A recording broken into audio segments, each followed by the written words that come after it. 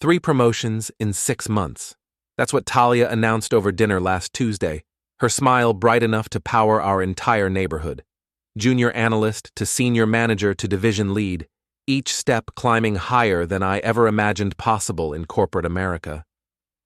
I raised my wine glass and toasted her success, posted congratulations on social media, called my mother to brag about my ambitious wife. I believed in merit until I opened her laptop. The folder sat there innocently enough, labeled performance reviews, in her neat digital filing system. I wasn't snooping. Her computer crashed during a video call with my client, and she told me to grab any important files before running her diagnostic software. Standard IT procedure for a systems engineer like me. Fix the machine, preserve the data, ask questions later. Except the questions started immediately. No spreadsheets, no evaluation forms, no quarterly assessments or goal-setting documents. Instead, I found hotel receipts from the Carlisle downtown, itemized charges for suites at $400 per night. Room service champagne, spa treatments billed under professional development, photographs taken in conference rooms after hours, the city lights glowing through floor-to-ceiling windows. Her boss, Victor Rendell, appeared in every frame.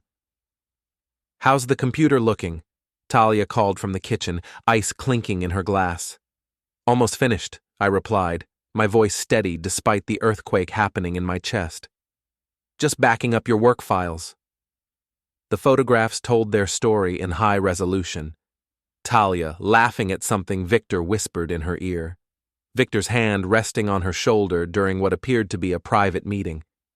Both of them raising champagne flutes in a hotel suite I recognized from the receipts, the executive floor at the Carlisle, where business travelers paid premium rates for privacy. I cross-referenced the dates. Every strategy session on her calendar aligned with a hotel charge. Every late meeting matched a receipt for dinner and drinks. Her professional development had been very personal indeed. "Soren?" Talia appeared in the doorway, still wearing her work clothes, a tailored blazer that cost more than my monthly car payment. "Everything okay?"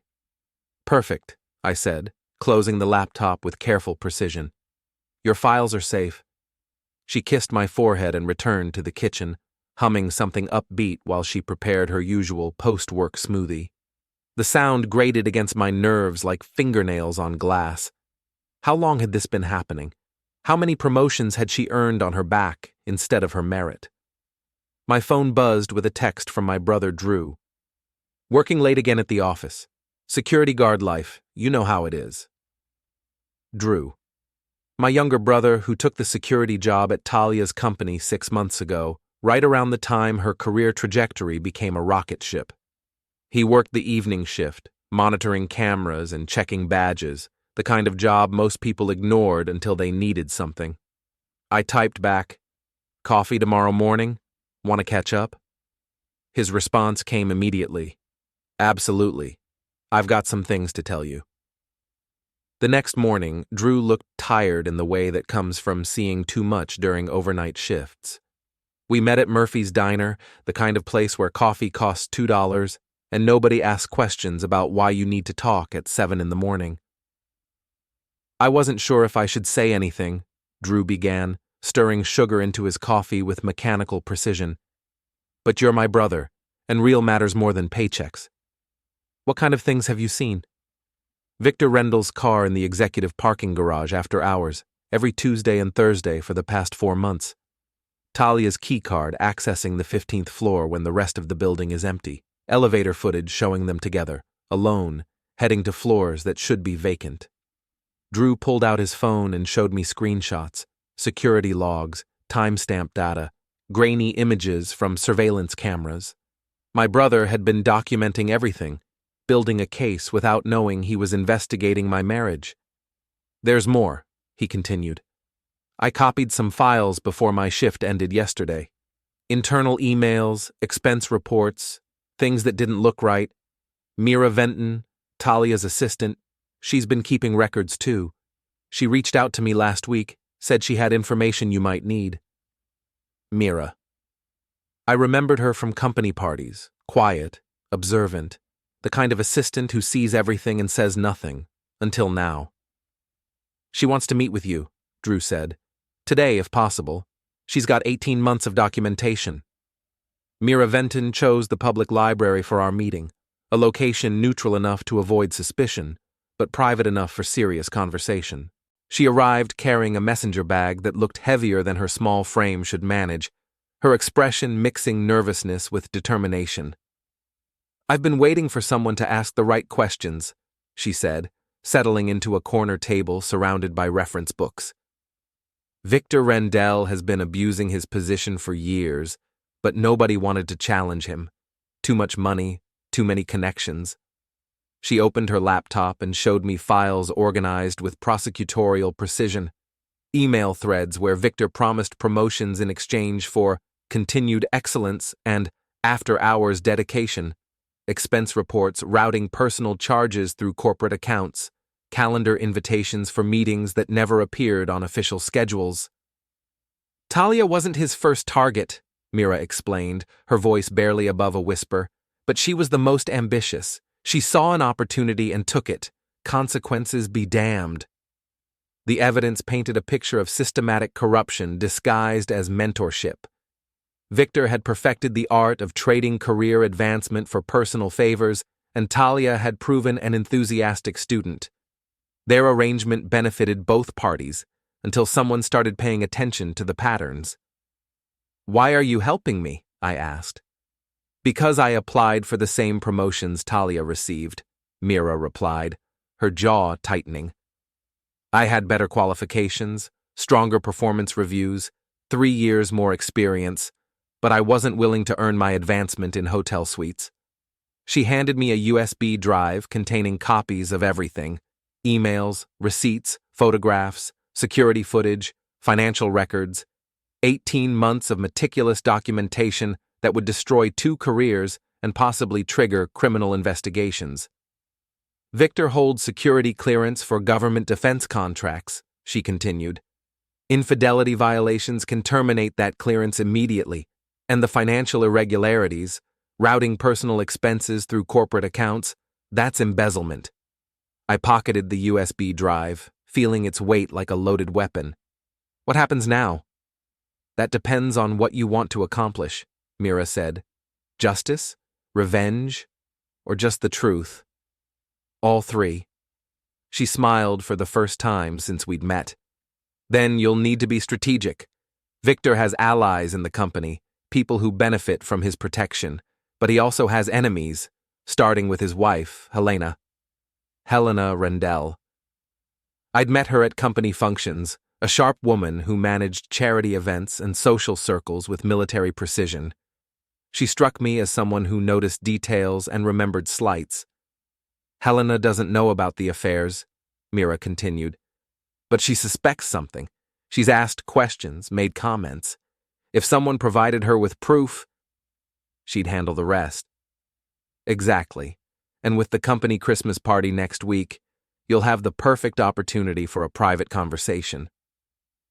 That evening, I sat in my home office staring at the USB drive while Talia showered upstairs, humming the same cheerful tune that now made my skin crawl. She emerged wearing a silk robe I didn't recognize, her hair wrapped in a towel, looking relaxed and satisfied. "How was your day?" she asked, the question casual and routine. "Productive," I replied. "Fixed a few systems, solved some problems." "That's wonderful. I love how dedicated you are to your work." The irony hit me like a physical blow. She praised my dedication while betraying our marriage for career advancement. She celebrated my problem-solving skills while creating the biggest problem of our relationship. "How about you?" I asked. "Any interesting meetings today?" "The usual strategy sessions with Victor. He's mentoring me through some complex projects." "He sounds like a hands-on manager." "Very hands-on," she agreed, missing the double meaning entirely. "I'm learning so much from him." I watched her apply moisturizer with careful attention, the same methodical approach she brought to climbing corporate ladders and destroying marriages. Everything calculated, everything purposeful. "The Christmas party is next week," I said. Should be fun. Oh, yes, I'm looking forward to it. Victor says it's important for team building. I'm sure he does. The company Christmas party occupied the top floor of the Meridian Hotel, the same building where Talia and Victor had conducted their strategy sessions. The irony felt deliberate, as if the universe wanted to underscore the hypocrisy of their public performance.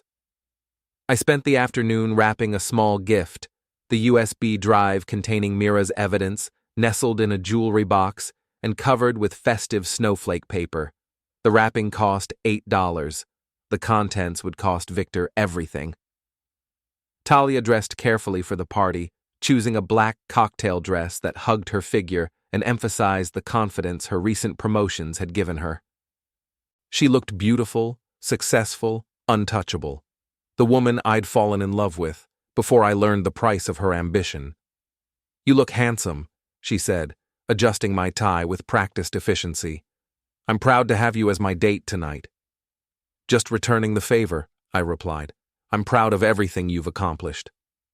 The party buzzed with corporate energy, executives networking over premium liquor, middle managers positioning themselves for advancement, assistants and support staff enjoying rare access to the upper floors of power. I spotted Victor immediately, holding court near the bar with his usual audience of admirers and favor seekers. Helena Rendell stood apart from her husband's circle, elegant in navy blue silk, observing the room with the detached interest of someone who'd attended too many similar events. She noticed me approaching and smiled politely. "Soren, isn't it? Talia's husband. How nice to see you again." "Mrs. Rendell, you look lovely tonight." "Thank you. Are you enjoying the party?" "It's educational," I said, glancing toward Victor's group. "I'm learning a lot about corporate culture." Helena followed my gaze, her expression sharpening slightly. "Yes, there's always something to learn at these gatherings. People reveal their true selves when they think nobody's watching." I pulled the wrapped gift from my jacket pocket. "Speaking of revelations, I have something for you. A small token for the new year." She accepted the package with curiosity, turning it over in her manicured hands. "How thoughtful. Should I open it now?" "I'd recommend privacy," I said. "It's the kind of gift that's better appreciated in quiet moments." Helena studied my face, intelligence flickering in her eyes. "I see. Well, thank you for thinking of me." "Just returning a kindness," I replied. "Sometimes people deserve to know the truth about their situations." She nodded slowly, understanding passing between us without explicit words. Helena Rendell hadn't built her social position by missing subtle communications or ignoring warning signals. Across the room, Talia laughed at something Victor whispered in her ear, their body language intimate despite the public setting. He touched her arm. She leaned closer. They shared private jokes while surrounded by colleagues and spouses. The performance was flawless, except for the audience member who knew the script. "Your wife seems to be enjoying herself," Helena observed. "She's always been good at networking," I said, "very focused on professional development. And your husband appears to be an excellent mentor." Helena's smile turned razor sharp. "Victor has always been generous with his attention, sometimes too generous." I excused myself and found Drew near the dessert table, his security uniform making him nearly invisible among the party guests. Corporate events required additional security, and my brother had volunteered for the overtime pay. "Everything in position?" he asked quietly. "Package delivered. Now we wait for the fireworks." Mira says HR has been asking questions about expense reports. Apparently some irregularities caught their attention. Convenient timing. Very convenient. Almost like someone provided them with specific documentation. We watched Victor and Talia work the room together, a power couple in everything but legal status. They moved with synchronized confidence, finishing each other's sentences, sharing knowing looks, presenting themselves as the future of the company's leadership. Helena approached her husband's group, the wrapped gift tucked discreetly in her evening bag. She kissed Victor's cheek and made polite conversation with his admirers. playing the supportive corporate wife with practiced perfection. Only I noticed the calculation in her eyes, the way she studied Talia with new interest. The party continued around us, toasts to successful quarters, speculation about upcoming promotions, gossip about office relationships that everyone knew, but nobody acknowledged officially. I nursed a single drink and watched the players position themselves for games they didn't realize had already ended. My phone buzzed with a text message. "Thank you for the gift. We should talk soon. Helena." Helena opened the USB drive at home, according to the text message she sent at 2 a.m. "Couldn't sleep after reviewing your materials. Coffee tomorrow?" We met at a cafe across town, far from corporate headquarters and curious eyes. Helena arrived looking composed despite the early hour, her usual polish intact, but something harder underneath. 18 months, she said without preamble. 18 months of hotel receipts, photographs, and expense reports. My husband has been very busy. I'm sorry you had to learn about it this way. Are you? Because from where I'm sitting, this looks like careful planning rather than accidental discovery. Helena was right, of course. Nothing about my approach had been accidental. You deserved to know the truth.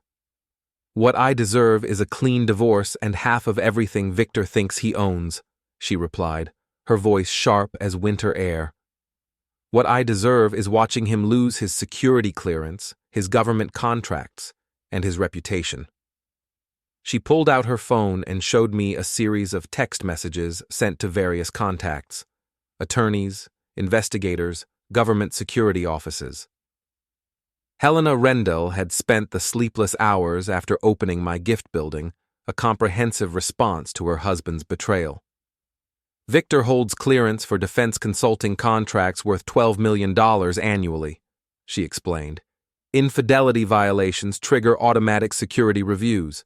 The financial irregularities you documented, routing personal expenses through corporate accounts, that's federal embezzlement. How long before the investigations start? They already have. I filed for divorce at 8 this morning and requested immediate asset freezes. The security review begins Monday.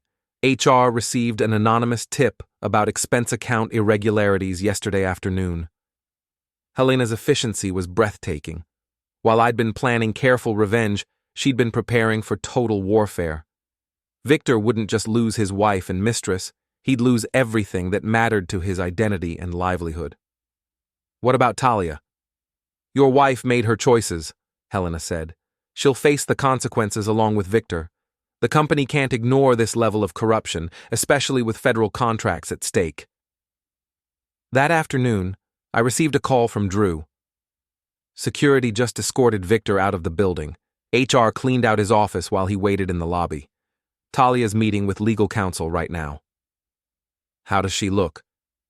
Like someone who just realized the elevator she's been riding doesn't have a bottom floor. By evening, the corporate gossip network had spread the news throughout the company. Victor Rendell, suspended pending investigation. Talia Marek, demoted and transferred pending review. Stock prices dropping as investors worried about leadership instability and potential federal scrutiny. Talia came home pale and shaking, her confidence shattered like expensive crystal hitting concrete. She found me in the kitchen, calmly preparing dinner as if nothing had changed. They suspended Victor, she said, her voice hollow. HR is investigating expense reports and other irregularities. That sounds serious. Soren, I need you to know that whatever they're saying about Victor and me, what are they saying? She hesitated, trapped between confession and denial. There are rumors about inappropriate relationships, about promotions that weren't earned through merit. What kind of inappropriate relationships? We never. It was always professional. I turned to face her, letting the silence stretch until it became unbearable. Talia's composure cracked under the weight of her own lies. Okay, maybe there were some personal moments, she admitted, but it wasn't what people think. Victor was mentoring me, helping me advance my career. Sometimes that required private meetings. In hotel suites? Her face went white. How did you? Your laptop, the folder labeled Performance Reviews, very thorough documentation. Talia collapsed into a chair, the fight draining out of her like air from a punctured balloon. You went through my files? I was fixing your computer. You told me to back up important documents. I found them very educational. You don't understand the pressure I was under, the competition for those positions. Victor offered me opportunities. Victor offered you hotel rooms and champagne in exchange for services that had nothing to do with corporate strategy. It wasn't like that. Then explain the receipts, explain the photographs, explain 18 months of mentoring that coincidentally aligned with your rapid promotions. Talia tried several responses, abandoning each one as she realized the futility of defending the indefensible. Her career was over, her marriage was over, and her carefully constructed image was crumbling in real time. What happens now? She asked finally. That depends on how much Victor told the investigators about your involvement in the expense account irregularities. What expense account irregularities? I showed her the financial records Mira had compiled, corporate funds routed to personal accounts, charges disguised as business expenses, a paper trail connecting Talia directly to Victor's embezzlement scheme. You didn't just trade favors for promotions, I explained. You participated in financial fraud. That's federal prison, not just career suicide. The next few weeks unfolded like a corporate thriller written by someone with a cruel sense of irony. Victor's security clearance was suspended immediately, triggering the cancellation of 3 major defense contracts. The company's stock price fell 15% in 2 days as investors fled potential federal investigations. Helena's divorce attorney proved as efficient as his client, freezing assets and filing motions that left Victor scrambling for legal representation he could no longer afford. The man who'd controlled millions in government contracts couldn't access his own checking account. Talia's situation deteriorated even faster.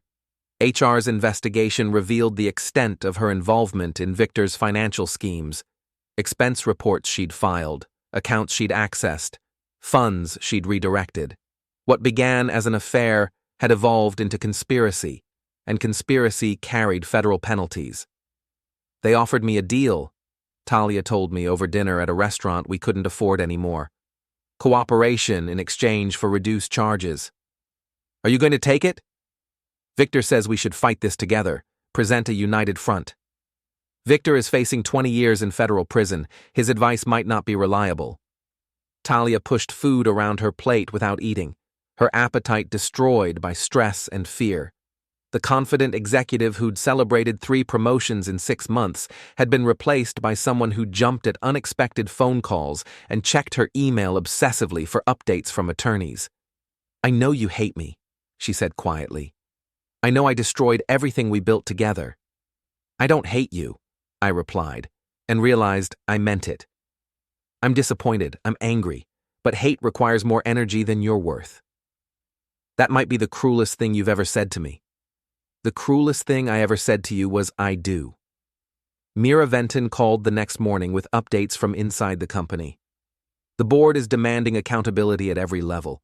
3 executives resigned yesterday rather than face questions about their oversight of Victor's department. What about Talia's replacement? They promoted me, Mira said, satisfaction evident in her voice. Turns out merit still matters when the corruption gets exposed. Congratulations, you earned it. Yes, I did, the old-fashioned way. Drew's security reports provided additional entertainment.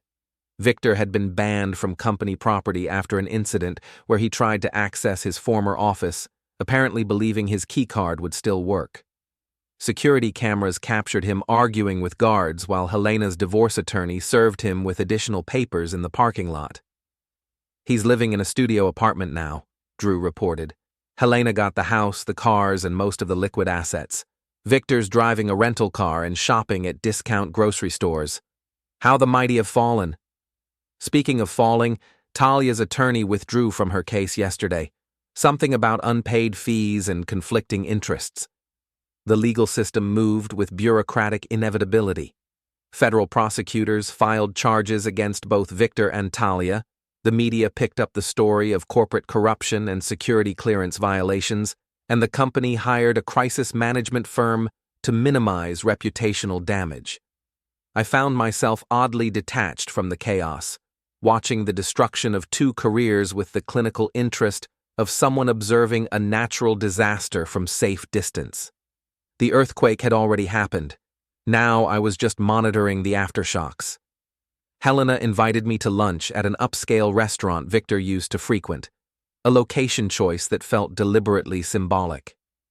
She looked healthier than I'd seen her in months, the stress of an unhappy marriage replaced by the energy of someone taking control of her situation. "The divorce will be final next month," she reported. "Victor gets to keep his debts and his criminal attorney. I get everything else." "How are you handling the publicity?" "Better than expected. Apparently, being the wronged wife generates more sympathy than being the corrupt executive. Several charity boards have asked me to increase my involvement." Helena had transformed personal humiliation into social capital, leveraging her victim status into enhanced reputation and expanded influence. She'd taken the worst experience of her marriage and weaponized it for her benefit. "What about you?" she asked. "Any plans for the future?" "I'm thinking about relocating. Portland, maybe. Start fresh somewhere that doesn't have memories attached to every street corner." "That sounds wise. Sometimes the best revenge is building a better life." The call came on a Thursday evening while I was packing boxes in preparation for my move to Portland. Talia's voice, slurred with alcohol and desperation, begging me to meet her at our old apartment. "I need to explain everything," she said. "Before you leave, before this all becomes final, you need to understand what really happened." Against my better judgment, I agreed to meet her. The apartment felt like a museum of our failed relationship. Photographs from happier times, furniture we'd chosen together, wedding gifts that now seemed like evidence of a crime that hadn't happened yet. Talia was waiting in the living room, surrounded by empty wine bottles and legal documents. She'd lost weight, her professional wardrobe replaced by casual clothes that hung loose on her diminished frame. "The federal prosecutor offered me 8 years if I cooperate fully," she began without preamble. "Victor gets 15 to 20, but I could be out in 6 with good behavior." "That sounds reasonable considering the charges." "Reasonable?" Her voice cracked with hysteria. 6 years in federal prison is reasonable? 6 years is better than 20. You should take the deal. Victor says we can fight this, that the evidence is circumstantial, that good attorneys can create reasonable doubt. Victor is delusional. He's facing the destruction of everything he built, and he's dragging you down with him because he can't accept responsibility for his choices. Talia stood abruptly, pacing to the window that overlooked the parking lot where this all began. "You did this," she said, her voice gaining strength. "You destroyed my career, my future, my life. You couldn't handle that I was more successful than you. I didn't destroy anything. I just documented what you'd already done. You hacked my computer, stole my files, violated my privacy. I fixed your computer when you asked me to. I found evidence of crimes you committed. There's a difference." "You're jealous," she screamed, spinning to face me. "You're a small-time IT guy married to someone who was going places, and you couldn't stand it." "You're right," I said calmly. "I couldn't stand watching my wife prostitute herself for corporate advancement. I couldn't stand the lies, the deception, the complete betrayal of everything we promised each other." "It wasn't prostitution. It was strategy." "Call it whatever helps you sleep at night. The federal prosecutors call it conspiracy to commit embezzlement." The argument continued for another hour, Talia cycling through denial, anger, bargaining, and despair, while I sat quietly and let her exhaust herself against the immutable facts of her situation. She'd made choices, and choices had consequences, and no amount of rage could change the mathematics of cause and effect. "What do you want from me?" she asked finally, collapsing back into her chair. "Nothing. I don't want apologies, explanations, or promises to change. I want you to take responsibility for what you did and stop blaming everyone else for the consequences. And then what? You ride off into the sunset while my life falls apart? Then I move to Portland and teach cybersecurity at a community college. I date people who don't confuse ambition with integrity. I build a life based on honest work and genuine relationships. That sounds boring. Boring sounds perfect after the excitement of being married to a federal criminal. Talia flinched as if I'd struck her. I never meant for it to go this far. But you meant for it to go somewhere. You made a conscious decision to trade favors for professional advancement. You participated in financial fraud. You lied to me for 18 months. The only thing you didn't mean was getting caught. So this is it? Our marriage ends with you lecturing me about moral choices? Our marriage ended when you started earning promotions on your back. This is just the paperwork. I left Talia sitting in our former living room, surrounded by the debris of her collapsed life and the empty bottles that had become her primary coping mechanism. The elevator ride down felt like descending from altitude, pressure equalizing as I returned to ground level.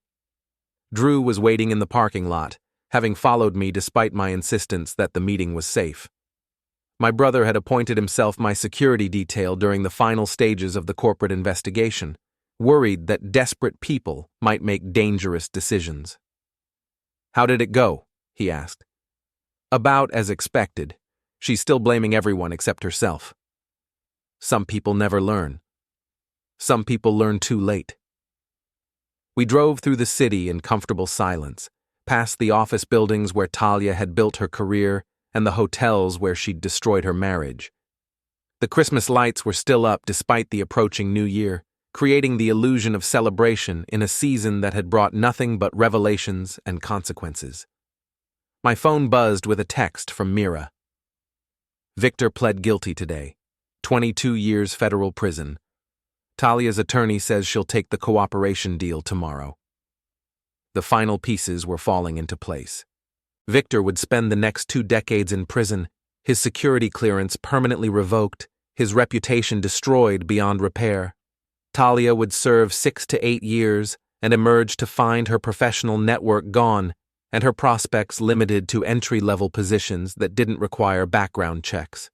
Helena had already moved on, using her divorce settlement to fund a consulting firm that specialized in corporate ethics and compliance training. The irony was perfect. She'd built a new career from the ashes of her husband's corruption. "What's your first move in Portland?" Drew asked as we pulled into my driveway. "Find an apartment near the college. Buy some furniture that doesn't have memories attached.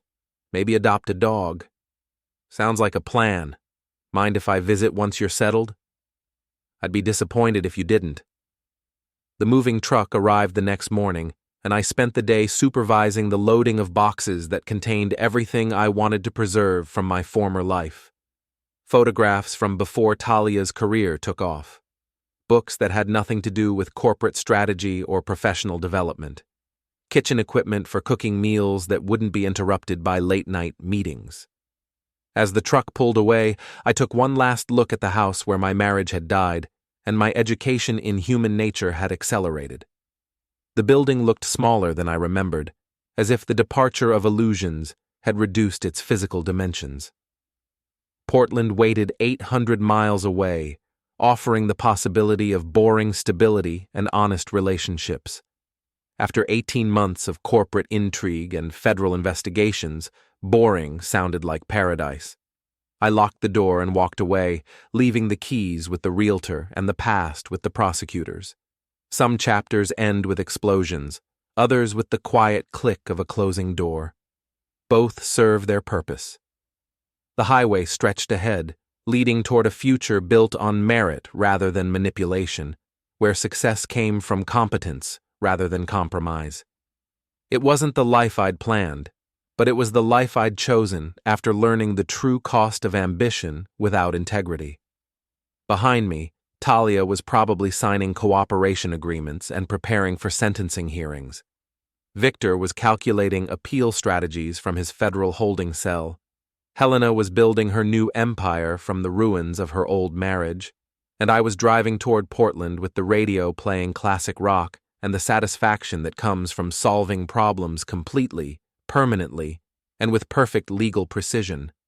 Sometimes the best revenge is simply telling the truth and letting consequences follow their natural course.